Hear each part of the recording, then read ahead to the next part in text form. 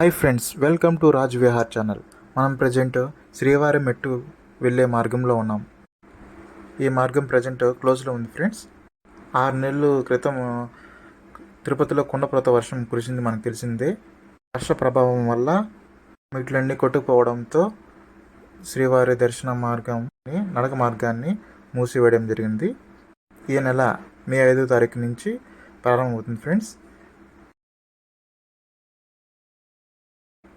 నడక మార్గం వెళ్ళే యాత్రికులు తప్పక వినియోగించవలసిందిగా కోరుతున్నాం.